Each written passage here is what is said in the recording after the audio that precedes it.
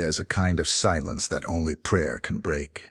Not the silence of a quiet room, but the silence inside.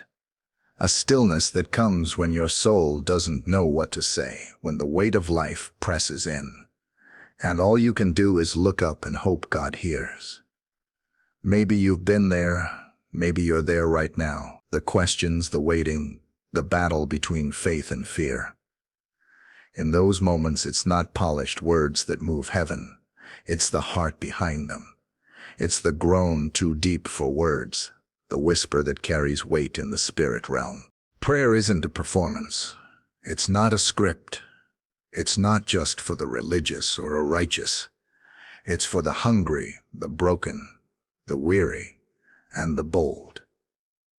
Prayer is where we find God, not just His answers, but His presence. And yet, so many believers stop short of discovering how deep prayer can really go. They treat it like a spare tire instead of a steering wheel. Something to reach for in emergencies, not something to guide every part of life. But here's the truth. Every move of God in Scripture started with prayer. Every revival, every miracle, every calling, every deliverance. It was birthed in a place of surrender, in a moment of conversation between heaven and earth.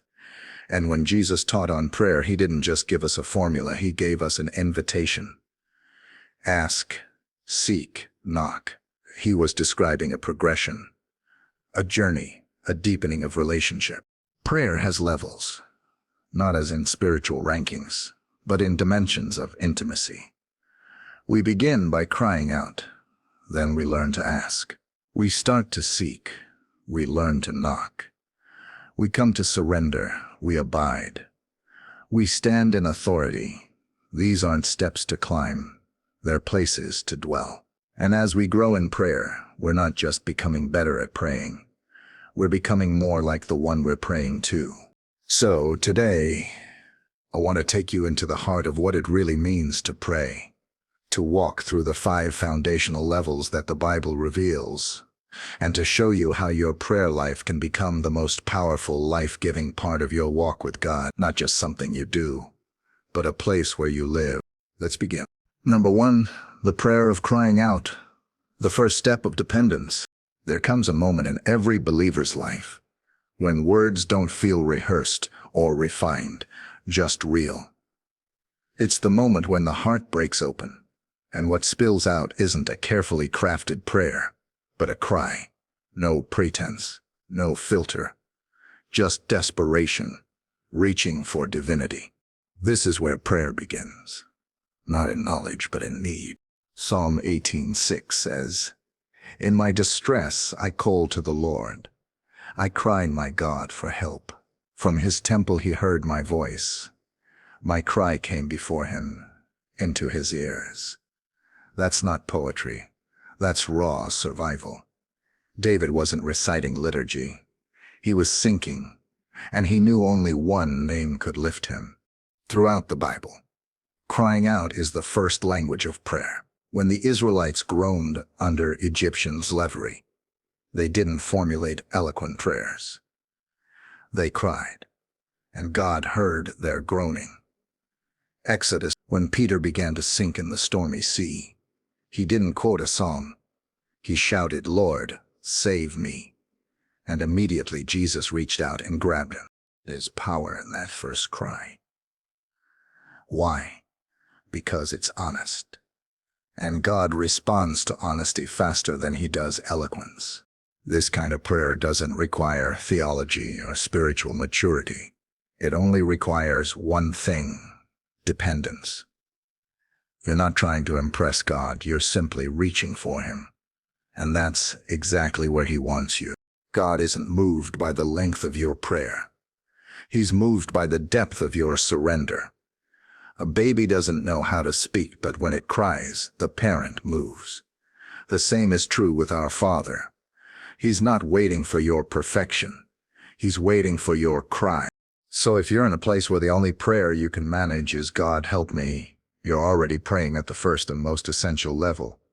And He hears you not just as a distant deity, but as a loving Father who bends low to catch every cry. Number 2, The prayer of asking, the childlike request. Asking is the most familiar type of prayer, and yet it's far more profound than we often realize. Jesus himself said, "Ask and it will be given to you." Matthew 7:7. Not as a casual suggestion, but as a foundational principle of the kingdom. Asking is an act of trust. It means you believe God hears, cares, and responds. It's the prayer of the child who knows their father is good. There's something deeply spiritual about learning to ask, not just once, but consistently. James 4:2 says, "You do not have because you do not ask."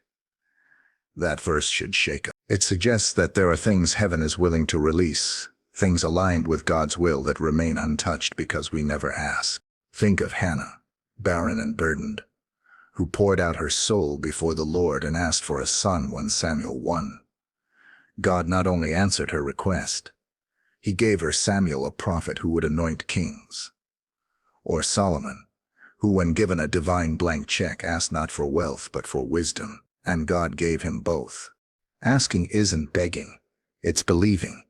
It's stepping into the identity Jesus secured for us as children of God who can come boldly to the throne of grace. Of course, asking is also where many get discouraged. What if God says no? What if he delays? But here's the truth. When you ask in faith, you're not just placing a request, you're placing your heart in his hands. And that's the safest place it could ever be. This level of prayer teaches you to rely on God's provision. It forms the habit of going to him first, not last. And over time you begin to see that he doesn't just answer prayers. He shapes your desires to reflect his will. So ask. Ask boldly. Ask persistently. Ask with the heart of a child who knows their father has good gifts. Because the one who asks in faith never walks away empty. Number 3, the prayer of seeking, the journey of intimacy. Asking is about needs. Seeking is about nearness. It's one thing to ask God for something. It's another thing to seek God himself. When Jesus said, "Seek, and you will find," Matthew 7:7, he wasn't just repeating himself. He was leading us deeper. Asking opens the conversation, but seeking presses in. It says, "God, I want more than an answer. I want you." This is the level where prayer becomes a pursuit, not just of blessings, but of the blesser, not just of direction, but of devotion. It's the cry of David in Psalm 27:4. "One thing I ask from the Lord, this only do I seek, that I may dwell in the house of the Lord all the days of my life." David was a king. He could have asked for anything, but what he sought most was presence.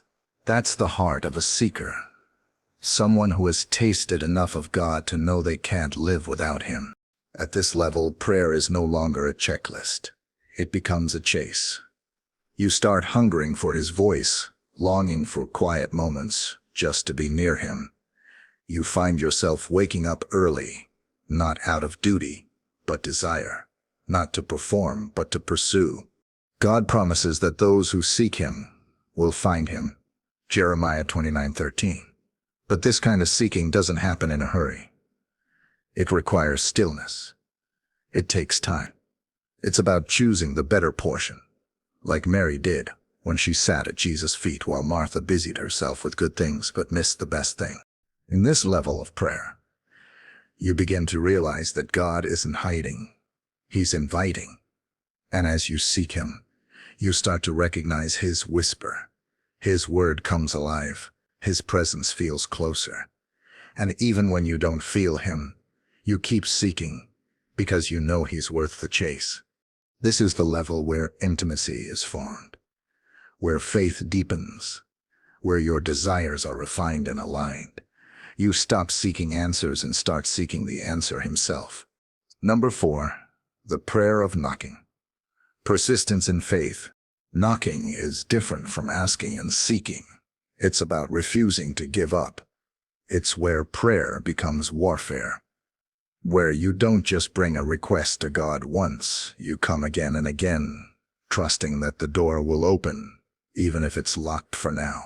Jesus said, "Knock, and the door will be opened to you." Matthew 7:7. He didn't say it might open, he said it will. But he also didn't say how long you'd have to keep knocking. This is the level of prayer, where your faith is tested, where delays don't mean denial, and where silence doesn't mean absence. It's the level of persistence. Jesus told a parable about a persistent widow in Luke 18. She kept coming to an unjust judge, day after day, pleading for justice.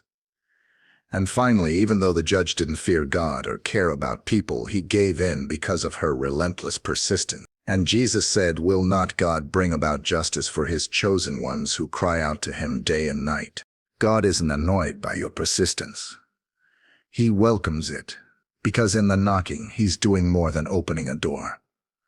He's building your endurance. Look at Elijah on Mount Carmel. He prayed for rain, once, twice, 3 times. 7 times he sent his servant to look for signs of an answer. And after the 7th time, a cloud the size of a man's hand appeared. Small but significant. The breakthrough had begun. Knocking prayers aren't always pretty. Sometimes they're prayed with tears. Sometimes they're prayed with trembling. But they're always prayed with faith that refuses to quit. This level teaches you to hold on when everything in you wants to let go. It forges a boldness that says, even if I have to knock till my knuckles bleed, I know my God is faithful. And here's the mystery. Many times, the greatest miracles are found just beyond the point where most people stop knocking. Don't give up. Heaven is listening. And the door will open. Number 5. The prayer of surrender. Not my will, but yours. There's a point in prayer where the goal is no longer to get something from God, but to give everything to him. This is the level of surrender. It's not the place where you stop believing for miracles, but where you trust him, even if the miracle doesn't come the way you expected. It's here that we echo the words of Jesus in the Garden of Gethsemane. "Father, if you are willing, take this cup from me, yet not my will, but yours be done." Luke. There was no sin in Jesus' request. He was honest. He was hurting. He asked. But his heart remained yielded to the Father's will. That's the posture of surrender, not the absence of desire, but the full release of control. This kind of prayer is costly. It's Abraham laying Isaac on the altar without knowing there would be a ram in the thicket. It's Job saying, "Though he slay me, yet will I trust him." It's Paul in chains still declaring, "To live is Christ, and to die is gain." We often want resurrection power without crucifixion, surrender. But true spiritual authority is born in the soil of surrender. When you pray like this, you're not abandoning hope. You're anchoring it deeper, trusting that God's will is not only higher, but better even when it's hard. In this level of prayer, peace replaces striving. You stop wrestling against God and begin resting in God. You may not get all the answers, but you gain something greater, trust. And trust is what carries you through the storm when understanding can't. Surrender doesn't mean silence. It means your spirit is aligned. It means you're still praying, still asking, still believing, but with hands open and heart yielded. And that, more than anything, is what draws you into God's heart. Number 6, the prayer of communion. Abiding in his presence. After surrender, there's a quiet, a sacred stillness that no longer longs to say much, but simply to be with God. This is the prayer of communion, where prayer is no longer about requests, but relationship. Jesus said in John 15:4, "Abide in me, and I in you." This is what communion looks like. Not a moment of prayer, but a life of abiding. It's not something you switch on and off. It becomes the atmosphere of your soul. At this level, Prayer is less about what you say and more about who you're with. It's Moses sitting with God in the tent of meeting, face to face, as a friend speaks with a friend. It's Enoch who walked so closely with God that he didn't even taste death. He just kept walking right into glory.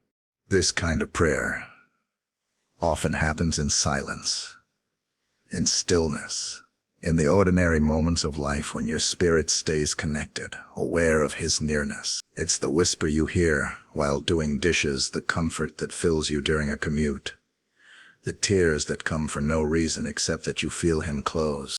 Communion is where identity is strengthened.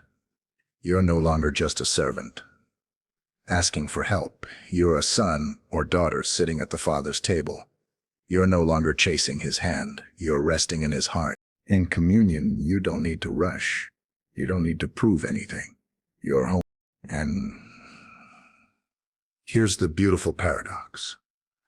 The more time you spend in communion with God, the less you're shaken by what happens around you. Because you've learned that peace doesn't come from the absence of storms. It comes from the presence of Jesus in the boat. This level of prayer changes you. It softens your heart, sharpens your ears, deepens your love. And without even trying, you begin to carry his presence into every room you walk into. It's not about praying more. It's about living closer. Number 7, the prayer of authority. Partnering with God in his kingdom. This is where prayer becomes more than communion. It becomes commission. This is the level where you begin to walk in spiritual authority.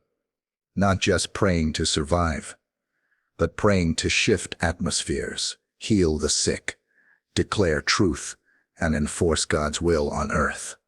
Jesus said in Matthew 18:18, "Truly I tell you, whatever you bind on earth will be bound in heaven, and whatever you loose on earth will be loosed in heaven." That is not poetry. That is power. That is the authority given to believers who walk in alignment with the heart and mission of God. This is the kind of prayer the early church walked in.